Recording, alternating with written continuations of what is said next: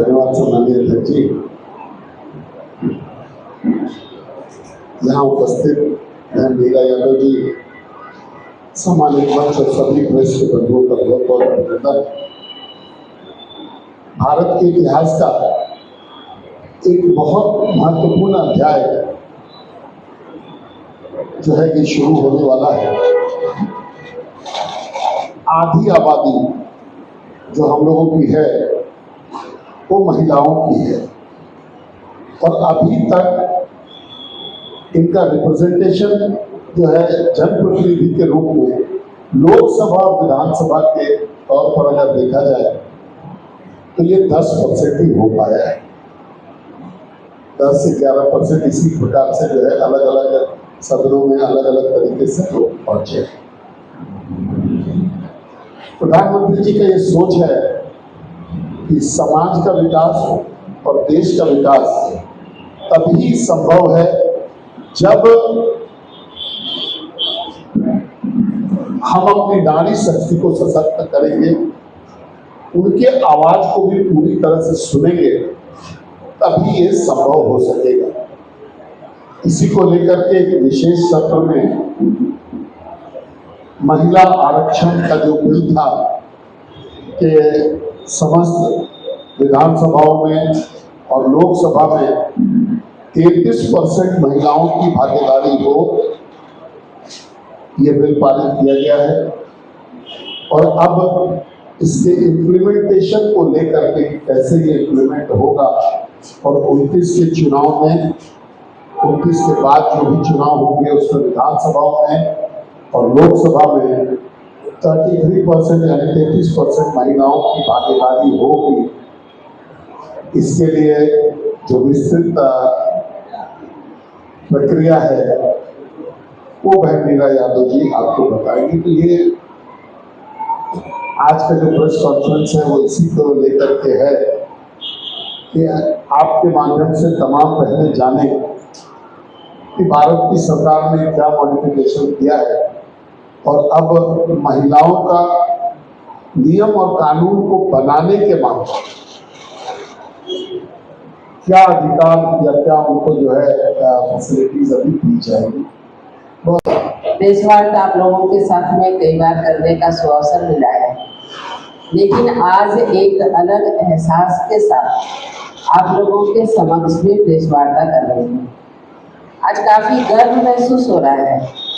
आज की प्रेस वार्ता का मुख्य विषय नारी शक्ति वंदन अधिनियम, मतलब नारी को एक फिर से बड़ा सम्मान। और हम ये कह सकते हैं कि हमारे माननीय प्रधानमंत्री नरेंद्र भाई मोदी जी केवल आधी आबादी का नारा नहीं देते हैं, लेकिन वो प्रतिबद्धता के साथ संकल्पित होकर के अपने वादों को पूरा करने में विश्वास करते हैं। आज उसी दिन को लेकर के हम यहाँ पर आप सबों के समक्ष उपस्थित हुए हैं। आपने देखा कि सितंबर 2023 में नारी शक्ति वंदन अधिनियम पारित हुआ और अब ये एक सशक्त कानून बनने जा रहा है। अब विधानसभा में, लोकसभा में 33% आरक्षण हमारी बहनों के लिए है, हमारे लिए है, और उसमें भी हमारी एसटी और एससी बहनों के लिए 1/3 पुनः आरक्षित है। तो आप ये समझ सकते हैं कि एक समावेशी जो हमारे आदरणीय हमारे यशस्वी मोदी जी की जो सोच है उसे उन्होंने साकार करने की पूरी कोशिश की है। आज हम दिल से उनके प्रति आभार व्यक्त करना चाहते हैं कि राजनीति तो हर लोग करते हैं, लेकिन दिल करता है उनके चरण को स्पर्श करें। एक भाव, उनके हर एक कार्य का जो भाव आप दे देंगे वो राजनीति करने के लिए नहीं है। उन्होंने नारी सम्मान के लिए क्या नहीं किया। आप समझ सकते हैं कि जब जनधन योजना खुलने की बात थी, विपक्षी काफी हंसी उड़ा रहे थे।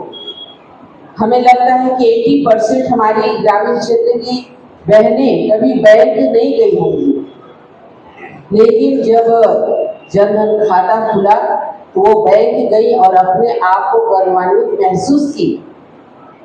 शौचालय बोलने में तो एक छोटा सा शब्द है, लेकिन जिनके घर में शौचालय नहीं, उन बहनों से पूछिए क्या दिक्कत होती है। और इसे हमारी यशस्वी प्रधानमंत्री मोदी जी ने गंभीरता से लेते हुए, संवेदनशीलता दिखाते हुए हर घर में शौचालय बने, इसके लिए उन्होंने लाल किले के प्राचीर से ये आह्वान नहीं करते हैं, बल्कि इसको संकल्प लेकर के और हर एक घर में शौचालय बनवाने का कार्य करते हैं।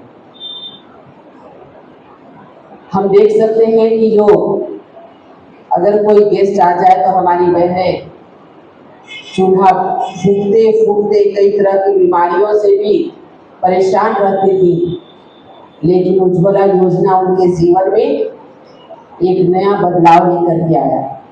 कई प्रकार की चीजें हैं, हम बहुत डिटेल नहीं जाना चाहते हैं, लेकिन ये बात जरूर कहना चाहते हैं कि जब से यशस्वी प्रधानमंत्री जी की दूरदर्शिता, उनका कुशल नेतृत्व और संकल्पित विचार के साथ प्रतिबद्धता का निर्वहन करते हुए वे कुर्सी पे बैठे, प्रधानमंत्री की कुर्सी को उन्होंने जब से सुशोभित किया, आज हर एक नारी आज उनके लिए दिल से उनको नमन करती है, उनको आभार व्यक्त करती है, उनको साधुवाद देती है और गर्व महसूस करते हैं हम सभी महिला कि आज हमारा एक ऐसा गार्जियन बैठे हैं जो हमारे लिए हर समय दिन रात सोचते रहते हैं। और उसी का नतीजा है कि अब वोट के समय में लंबी लंबी लाइनें हमारी बहनों का लगा रहता है, धूप बारिश जो भी हो, लेकिन वो लंबी लाइन देख के लगता है कि आज हमारी बहनें कितनी ज्यादा सशक्त होकर के लाइन में खड़ी रहती है, एक एक अपना अधिकार उसमें देने के लिए, अपना वोट का इस्तेमाल करने के लिए। अब सिर्फ वो लाइन में लगेंगे नहीं, बल्कि निर्णय भी लेंगी और शासन में एक सशक्त भूमिका अदा करेंगे। ये हमारे लिए बहुत गर्व की बात है। वैसे भारत में तो आपने देखा है कि नारी का सम्मान शुरू से होते आया है। हम सिया राम बोलते हैं, राधा कृष्ण बोलते हैं, हम पार्वती कहते हैं, हर हर महादेव कहते हैं, तो हर पहले नारी का ही नाम लेते हैं। और देखिए ऋषि मुनियों ने जब नदी का नाम रखा तो गंगा, जमुना, गोदावरी सब नारी के नाम से।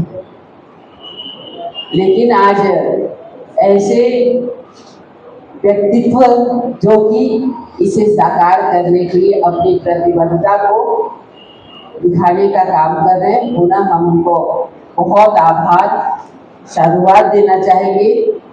और हम अपनी भारत की सभी बहनों से ये कहना चाहेंगे, अब भूल जाइए कि नारी अबला होती थी, अब आप सशक्त होकर के अपनी भूमिका अदा करने के लिए, अपने निर्णय, अपने नीतियों को बताने के लिए कानून में एक सशक्त बन रहा है, जिसमें आप आगे आए।